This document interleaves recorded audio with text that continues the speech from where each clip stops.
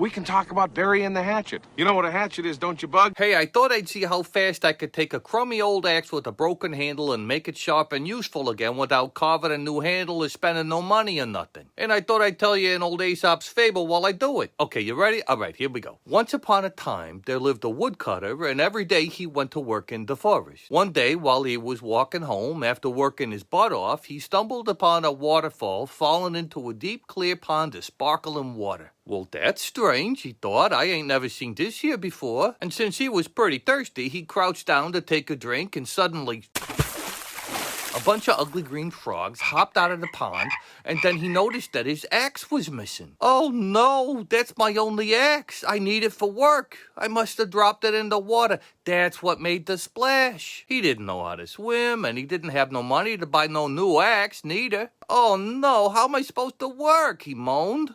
Excuse me, A voice said.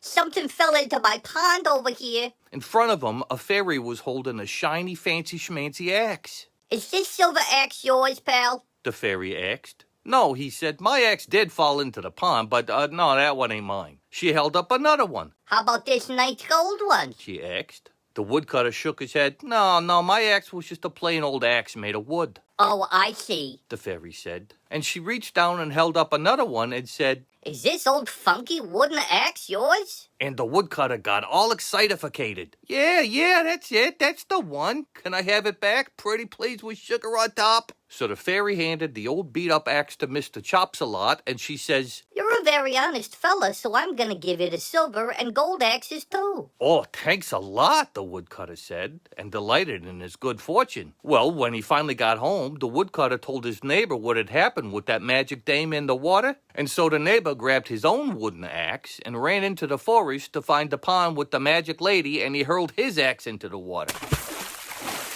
And except for a bunch of ugly green frogs staring at him, nothing happened. But then, suddenly, the fairy appeared out of nowhere holding a magnificent silver axe. Hey, you, is this your silver axe? The fairy asked. Oh, yeah, that's mine. I must have dropped it on accident. Liar! The fairy snapped. This ain't your silver axe. You're a liar and I don't like no liars. So now I'm gonna punish you. The man started shaking in his boots. No, I'm sorry. Please don't. And then, zapparoonie and presto changeo, the fairy had turned him into an ugly green frog. The fairy smiled and said, There, see what you get? Nothing good ever comes from lying. Honesty is always the best policy. boom, the end. Ta-da! Took me about 45 minutes. Not long at all, actually. Well, all roll, well, so long, yeah. Well,